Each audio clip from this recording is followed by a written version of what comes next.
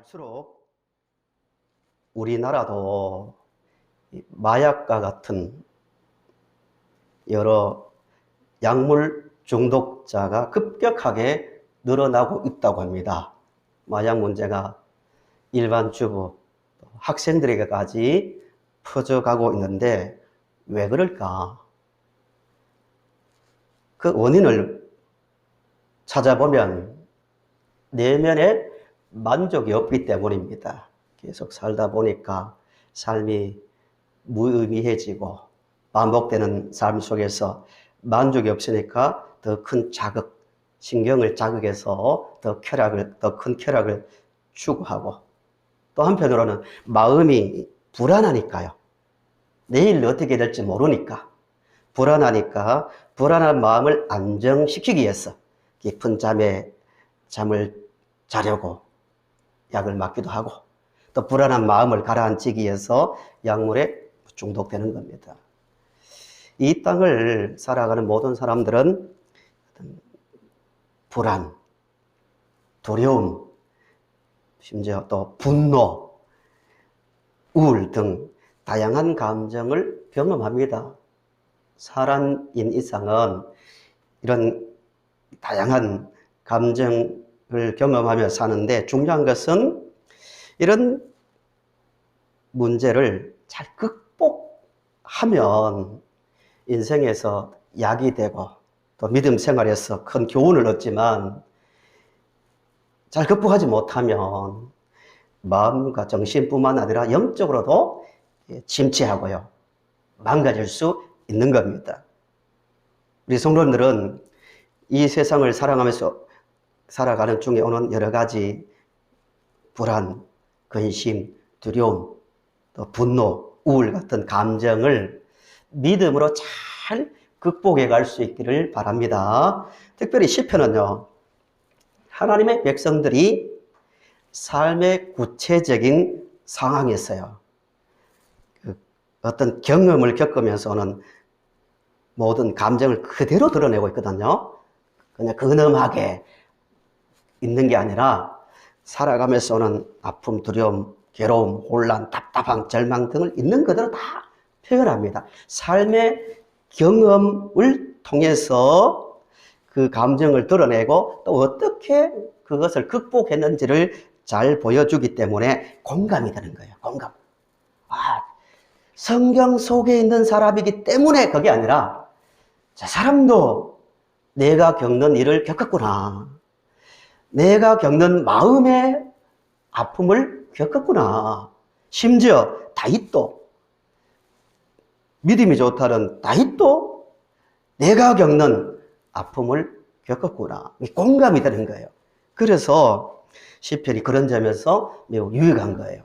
이런 것을 겪지 않고 나서 아무것도 모르는 사람이 고난당하는 사람에게 두려워하지 마세요, 인내하십시오, 감사하십시오 하면 잘 다가오지 않을 수 있는 거예요. 당신은 믿음이 좋으니까, 당신은 원래부터 그러니까 이렇게 잘 다가오지 않지만, 시편을 보시면 그렇구나, 어떤 면에서는 나보다도 더 힘든 일을 겪었구나, 답답한 일을 겪었구나 하면서 쉽게 다가올 수 있는 거예요. 그래서 유익합니다.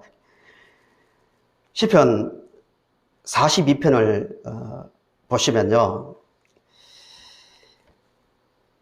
이 시를 쓴 사람이 다윗인지 고라 자손인지 누군지는 정확하게 알 수 없습니다. 그러나 이 시를 보면은 이 시인이 고난 가운데서 어떻게 이 문제를 바라보았고 극복했는지를 잘 알 수 있습니다. 시편 42편을 보시면서 우리가 이 시인이 되었어요, 시인이 극복한 그 모습을 보면서 우리도 하나하나 인생에서 오는 그 문제들을 잘 극복해 갈 수 있기를 바랍니다. 시인이 처한 상황을 볼까요? 4절을 보세요. 4절에서 이렇게 말합니다. 내가 전에 성의를 지키는 무리와 동행하여 기쁨과 감사의 소리를 내며 그들을 하나님의 집으로 인도하였더니 이제 이 일을 기억하고 네 마음이 상하는도다 라고 말하고 있습니다. 이 시인은 이전에는 예루살렘 성전에서 마음껏 무리들과 함께 하나님을 예배했지만 지금은 어떤 일로 인해서 하나님의 성전에 나가지도 못하고 북쪽 끝입니다. 북쪽 끝. 6절을 보시면 내 하나님이여 내 영혼이 내 속에서 낙심이 되므로 내가 요단 땅과 헤르몬과 미살산에서 주를 기억하나이다 라고 말하고 있는데요.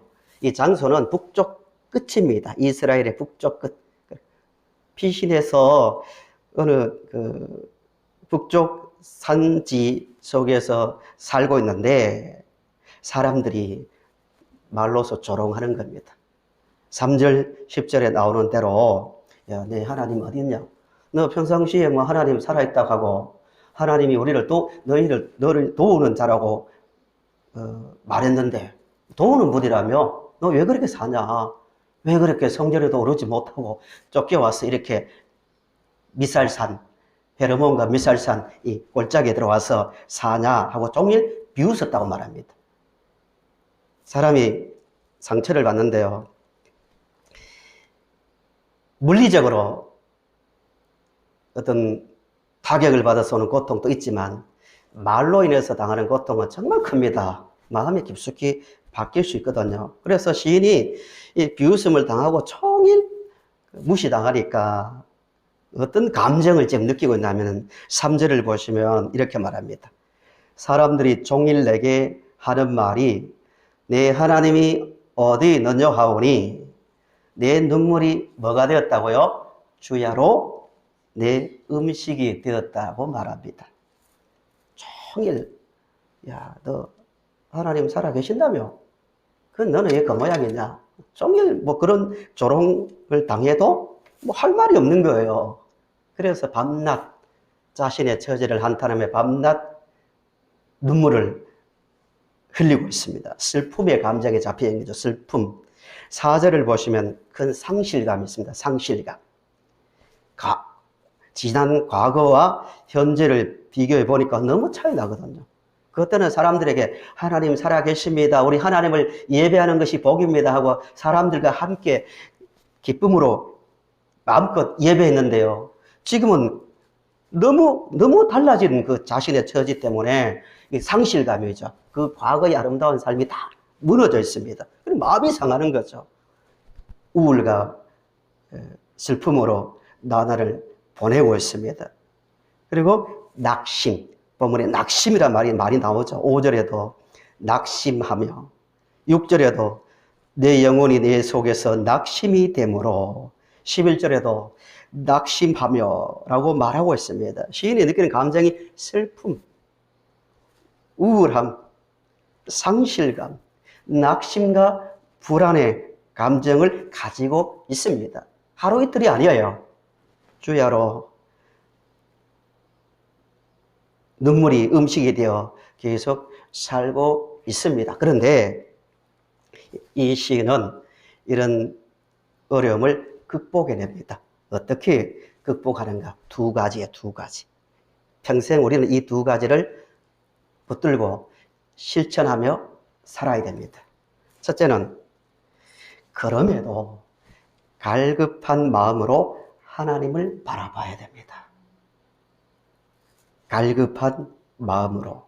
분명히 6절을 보시면 자기 감정을 부인하지 않아요. 내가 낙심이 되므로 이런 말을 하잖아요. 솔직한 거예요. 우리가 예배 드리는데도요, 중요한 태도예요. 하나님 앞에 한 인간으로서 자기의 있는 모습을 그대로 가지고 오는 게 중요합니다. 하나님, 이런 아픔이 있습니다. 낙심이 됩니다. 슬픕니다. 이런 상실감을 가지고 있습니다.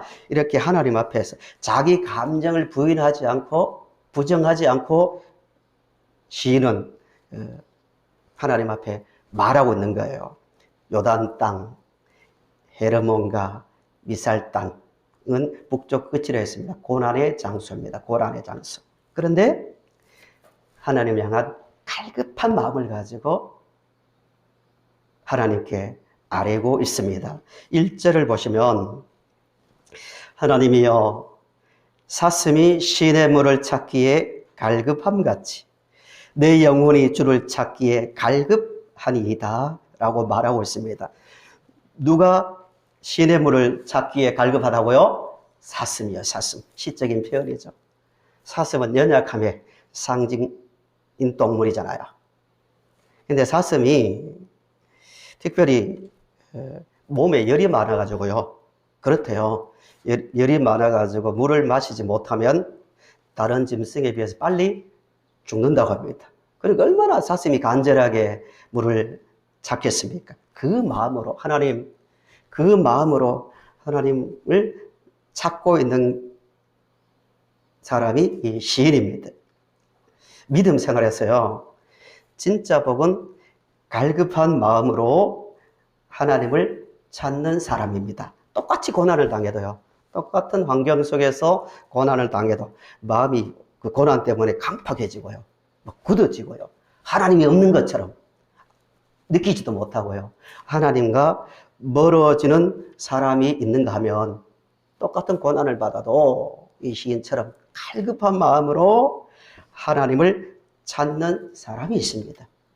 우리 성도님들은 항상 고난당할 때, 괴로울 때, 슬플 때도 살아계신 하나님을 향한 갈급한 마음을 가지고 하나님을 찾기를 간절히 바랍니다. 그런데 중요한 것은요, 갈급한 마음으로 너무 힘들다, 너무 괴롭다, 주야로 눈물이 음식이 될 정도로 슬픔 가운데 살면서 간절한 마음을 가지고 하나님을 찾는다고 당장 기분이 좋아지고 할렐루야 그렇게 될 수는 없습니다.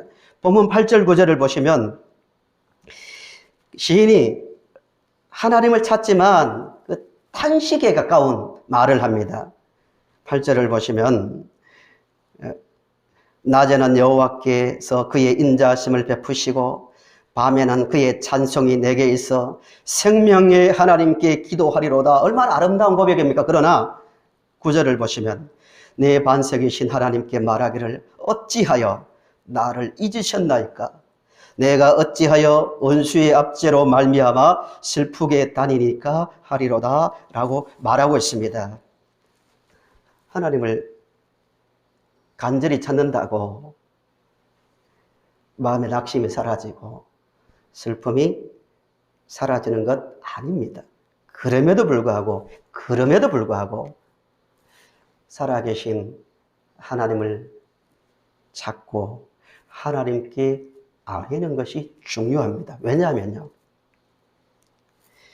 그런 과정을 통하여서 평상시에 편안하고 형통할 때 깨닫지 못한 하나님, 알지 못했던 그 은혜를 경험하는 거예요. 지식은, 하나님에 대한 지식은요, 머리로만 오는 게 아니에요. 갈급한 마음으로, 전심으로 하나님을 찾고 찾는 그 과정 속에서 하나님은 누구신지, 그렇구나, 하나님은 진정한 나의 위로가 되시는구나, 하나님이 진정으로 세상을 통치하시는 분이구나, 나의 목자이시구나를 느끼게 된다는 거예요. 역사를 봐도요, 교회의 역사를 봐도 하나님을 더 깊이 알고 밝히 알았던 때는 언제인가? 고난당할 때예요. 고난당하면서 간절한 마음으로 하나님이 아니면 우리에게 소망이 없습니다. 하나님이 도와주지 않으면 우리는 아무것도 할 수 없습니다는 간절한 마음으로 하나님을 찾을 때 영적으로 가장 눈이 밝았고요, 깨끗했고요, 지식적으로 가장 많은 하나님을 알았던 때가 고난의 때 하나님을 찾았을 때입니다. 그런 점에서요, 우리는 늘 우리 자신을 돌아봐야 됩니다. 우리 인생의 과정에서 지금 하나님을 갈급한 마음으로 찾고 있는가의 문제예요.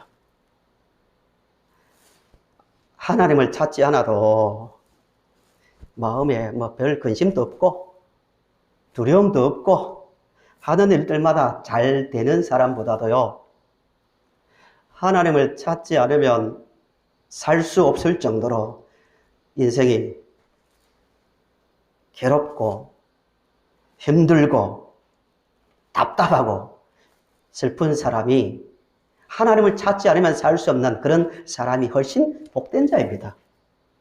이 시대의 위기가 뭐냐면요, 하나님을 갈급한 마음으로 찾지 않아도 별 답답함을 느끼지 못하는 시대이기 때문에 영적으로 어쩌면 가장 위험한 때인지도 모릅니다. 시인처럼 하나님은요, 우리에게 진정한 영적 지식과 평안과 진짜 기쁨과 복을 주기 위해서 때로는 시인이 당하는 것처럼 슬픔과 고난의 일을 경험케 하실 때도 있습니다. 기도해도 간절하게 찾아도 언제입니까? 하나님 언제 이 고통을 끝내주시렵니까? 언제 이 문제를 해결해 주시렵니까? 라는 답답한 마음을 가지고 구하는 과정 속에 있더라도 그 사람이 진짜 복된 사람입니다. 시편 13편을 찾아보실까요? 시편 13편을 보시면 본문의 마음을 잘 드러내는 내용이 나와 있습니다. 시인의 기도이죠. 13편. 제가 읽어보겠습니다.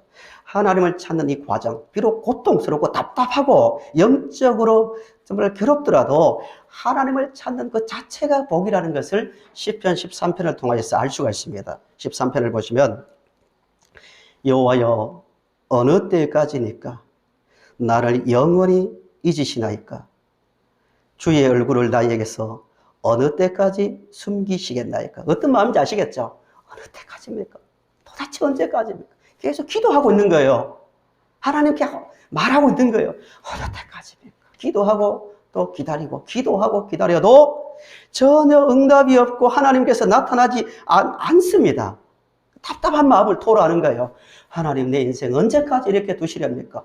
어느 때까지입니까? 어느 때까지입니까? 2절을 보시면 나의 영혼이 번민하고 종일토록 마음에 근심하기를 어느 때까지 하오며 내 원수가 나를 치며 자랑하기를 어느 때까지 하리까. 계속 반복되는 단어가 뭡니까? 어느 때까지입니까? 하나님 어느 때까지입니까? 이 말이 계속 반복해서 나옵니다. 그런데 3절을 보시면 여호와 내 하나님이여 나를 생각하사 응답하시고 나의 눈을 밝히소서. 두렵건대 내가 사망의 잠을 잘까 하오며. 이런 말합니다. 무슨 고통이에요? 정신적 고통뿐만 아니라 영적인 고통입니다. 하나님 기도 응답해 주지 않고 내 문제를 해결하지 않으면 영적으로 무감각 상태, 하나님에 대해 지식이 다 사라지고 무감각해질까 봐 두렵습니다라는 영적 두려움을 말하고 있습니다. 신앙생활 하는데 제일 무서운 게 뭐냐면요, 육체적 고통, 물질적 어려움이 아니라 영적 무감각이에요. 아무리 기도해도 영적인 잠에 빠져가지고 아무 느낌이 없을 때, 시인이 지금 그런 고통을 당하고 있거든요.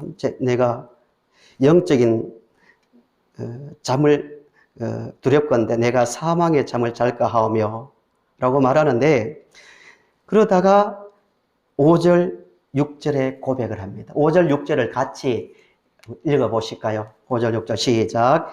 나는 오직 주의 사랑을 의지하여 싸우니 나의 마음은 주의 구원을 기뻐하리이다. 내가 여호와를 찬송하리니 이는 주께서 내게 은덕을 베푸심이로다. 아멘. 고통의 기도를 계속 했습니다. 어느 때까지입니까? 어느 때까지입니까? 하다가 그걸로 끝나는 게 아니라 내가 내 마음으로 주의 구원을 기뻐하고 내 마음으로 여호와를 찬송하리니 이는 주께서 내게 은덕을 베푸신다고 고백합니다. 기도하는 과정 속에서 하나님이 누구신지, 하나님께서 나에게 베푸신 은혜가 무엇인지가 보이기 시작하는 거예요. 이게 고난의 과정입니다. 하나님께서 능력이 없으셔가지고 우리가 기도할 때 당장 응답해 주지 않으실까요? 절대 아닙니다.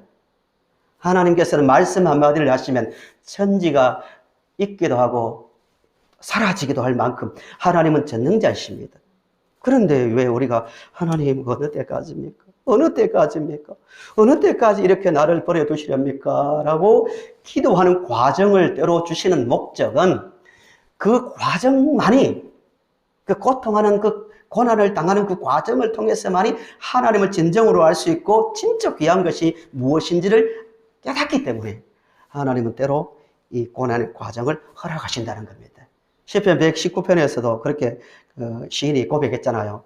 67편, 119편 67절, 71절에 나오는 말씀대로 고난 당하기 전에는 내가 그릇 행하였더니 이제는 주의 말씀을 지키나이다. 언제부터 주의 말씀을 지킨다고요? 고난을 당했다는 거예요. 그 고난을 당하는 그 과정 속에서 하나님의 말씀을 지켜야 된다는 것을 깨달았다는 거예요. 고난 당한 것이 내게 유익이라. 이로 말미암아 내가 뭘 배운다고요? 그냥 평상시에도 배울 수 있잖아요. 그런데 왜 고난을 통하여서 주의 윤리를 배웠다고 말합니까? 사람은 때로요, 하나님을 의지하지 않으면 살 수 없는 고난을 당해야만 깨달을 수 있는 지식이 있습니다. 갈급한 마음으로 하나님을 찾게 함으로 하나님의 은혜를 깨달을 수 있는 겁니다. 진짜 복은요, 성도님들, 진짜 복은 하나님의 도우심이 없으면 살 수 없는 마음을 가지고 사는 사람입니다. 우리 마음을 점검해 보세요. 하나님만이 나의 도움입니다. 하나님만이 나의 위로가 되십니다. 하나님만이 나의 힘이십니다. 하나님만이 나의 소망이십니다. 이 간절함이 있는지 자신을 돌아보십시오. 시인이 받은 복이 이 복입니다. 길고 긴 고난의 과정 속에서 이 은혜를 경험하고 있습니다. 두 번째로요, 고난 가운데서 이 어려움을 극복하는 중요한 태도는요, 내 자아에게 말하는 거예요. 좀 어려운 표현이죠. 5절, 11절을 보시면 무슨 뜻인지 이해할 수 있습니다. 5절을 보세요. 42편 5절입니다. 5절을 보시면 내 영혼아, 내가 어찌하여 낙심하며 어찌하여 내 속에서 불안해하는가? 너는 하나님께 소망을 두라. 그가 나타나 도우심으로 말미암아 내가 여전히 찬송하리로다 라고 말합니다. 지금 누가 누구에게 말하고 있는 거예요? 내가 내 자신에게 말하고 있는 거예요. 내 자에게. 내 영혼아, 어찌하여 낙심하며 어찌하여 내 속에 불안해하는가? 내가 내 자신에게 말합니다. 11절도 마찬가지예요. 11절을 보시면 내 영혼아, 내가 어찌하여 낙심하며 어찌하여 내 속에서 불안해하는가? 너는 하나님께 소망을 두라. 나는 그가 나타나 도우심으로 말미암아 내 하나님을 여전히 찬송하리로다 라고 말합니다. 시인은 탄식도 하고 불안해하고 두려움에 빠지기도 하지만 하나님께 기도하는 과정 속에서 하나님의 살아계심을 느끼고 있는 거예요. 그러면서 내 자아에게 말한다는 것은, 자아가 뭐냐면은 딱 아침에 눈을 뜨고 일어나면 본능적으로 내가 느끼는 감정입니다. 두렵기도 하고 괴롭기도 하고 답답하기도 한 그 감정을 올라올 때 내 자신에게 말하는 거예요. 영혼아, 어찌하여 두려워하냐? 어찌하여 불안해하냐? 하나님께 소망을 두라. 하나님께 소망을 두라고 자신에게 말하고 있는 거예요. 신앙생활 할 때 본능적으로 내 속에서 일어난 감정들에 잡히지 마시고요. 일어나는 자체는 우리가 막을 수 없습니다. 사람이니까. 아무리 말씀을 들어도 일어나는 온갖 부정적인 감정을 스스로는 이길 수 없지만 그때도 내 자아에게 말해야 됩니다. 어찌하여 그렇게 불안해하느냐? 어찌하여 내 영혼아 낙심하느냐라고 자신을 말씀으로 가르쳐야 됩니다. 이것을 가지고 세상 사람들도 흉내를 냅니다. 불안하고 답답하고 괴롭고 나는 남들보다 이렇게 불행하지, 이런 감정이 일어날 때 스스로 마인드 컨트롤 합니다. 세상 사람들은. 자기 암시를 하는 거죠. 아니다고. 보라고. 나는 자신에게 말할 수 있는 거죠. 나는 지금 이렇게 극단적인 표현이지만 실제로 그런 분은 우리 교회에 없지만 어떤 일로 인해서 팔을 하나 잃었다고 합시다. 그럴 일은 없지만 불행해. 나는 참 태어날 때부터 참 복이 없는 사람이야. 많은 사람 중에 내가 왜 이럴까? 왜 이렇게 살아가야 될까? 이랬던 사람이 누구의 다른 사람, 두 팔이 없는 사람이 앞에 나와서 강연을 합니다. 여러분, 저는요, 두 팔도 없고요, 심지어 다리 하나도 없지만 이렇게 행복하게 삽니다. 수영도 배우고요, 스포츠 활동도 합니다. 그에 비하면 당신은 더 많이 있지 않습니까? 행복하지 않나요? 세상 사람들은 그렇게 말합니다. 비교해서, 남들과 비교해서, 그렇구나. 나는 불행하다고 생각했는데, 남들보다 가진 게 없다고 생각했는데, 나보다 훨씬 어려운 환경 속에 사는 사람도 저렇게 행복하게 사는구나, 즐겁게 사는구나 하면서 자신의 마음이 바뀌는 거예요. 이게 세상적인 방법입니다. 본문에서 말하는 것은, 내 영혼아, 왜 그렇게 낙심하냐? 왜 그렇게 불안하냐? 그렇게 살 필요가 없다라고 말하는, 자신에게 말하는 근본, 그 근거는 뭐냐면은, 하나님이 살아계신다. 하나님께서 너에게 주신 복을 생각해 보라는 의미에서 내 영혼아, 불안해하지 말라. 낙심하지 말아라. 하나님께 소망을 둬라. 하나님은 살아계신 분이다라고 지금 자신을 위로하는 겁니다. 이게 성도의 특권입니다. 우리 늘 자신을 향해서요, 끊임없이 일어나는 부정적인 감정이 올라올 때, 왜 그렇게 낙심하지? 무엇 때문에 그렇게 불안해하는 거야? 하고 자신을 책망할 수 있어야 됩니다. 때로는 자신을 격려해야 됩니다. 하나님 살아계시지 않냐고. 하나님께서 우리에게 베푸신 은혜를 보라고 격려를 해야 된다, 스스로. 그냥 육적으로 그냥, 그래, 맞아. 나는 불행한 사람이야. 나는 이것도 가지지 못했고, 저것도 가지지 못했고. 이런 감정이 일어나는 자체는 막을 수 없지만, 그때 내 자에게, 내 영혼아 어찌하여 그렇게 불행하다고 생각하냐? 하나님께서 베푸신 은혜를 보라. 하나님은 지금 살아계신다고. 하나님은 영원토록 우리를 놓지 않고 인도해 가신다고. 자신을 격려하고 믿음으로 세워가는 우리 자신이 될 수 있기를 바랍니다. 이 문제를 로마서에서는 이렇게 표현을 합니다. 로마서 8장 6절을 보십시오. 앞에 화면을 보십시오. 자기 자아에 끌려가지 않고 하나님의 말씀대로 믿음으로 자신을 격려하고 책망하고 용기를 주는 사람, 또 그렇지 못한 사람을 비교하고 있습니다. 8장 6절을 보시면 육신의 생각은 사망이요, 영의 생각은 생명과 평안이라고 말하고 있습니다. 여기서 육신의 생각은 본능적인 자아, 육신적인 생각으로 떠오르는 대로 살아가는 사람을 말합니다. 끌려가는 사람이 아니라 영의 생각은 믿음의 생각이죠. 그 생각을 따라 살아가는 사람에게는 어떤 환경 속에 있더라도 생명과 평안을 누릴 수 있습니다. 8장 13절을 보시면 로마서, 너희가 육신대로 살면 반드시 죽을 것이로되 내 본능, 내 육에 떠오르는 생각대로 사는 사람은 반드시 죽을 것이로되 영으로서 몸의 행실을 죽이면 반드시 살리리라고 말합니다. 그 순간에도 하나님의 말씀을 믿고 하나님의 살아계신 믿고 하나님 인도를 믿고, 그래, 내 영혼아 두려워 말라, 낙심하지 말라 라고 자신을 늘 격려하고 믿음으로 말해야 됩니다. 이게 시인의 그 모습입니다.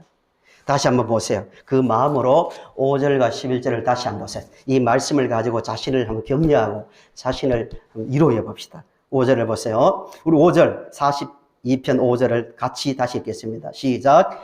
내 영혼아, 내가 어찌하여 낙심하며 어찌하여 내 속에서 불안해하는가? 너는 하나님께 소망을 두라. 그가 나타나 도우심으로 말미암아 내가 여전히 찬송하리로다. 11절요. 내 영혼아, 내가 어찌하여 낙심하며 어찌하여 내 속에서 불안해하는가? 너는 하나님께 소망을 두라. 나는 그가 나타나 도우심으로 말미암아 내 하나님을 여전히 찬송하리로다. 아멘. 할렐루야. 이 고백, 이 자신을 향한 믿음의 고백이 평생 계속되기를 간절히 바랍니다. 그러면 이기지 못할 시험 없고 넘지 못할 인생의 고난이 없는 겁니다. 왜? 하나님은 살아 계시기 때문입니다. 성도 여러분, 너무나 당연하지만 시인의 고백처럼 하나님은 살아 계십니다.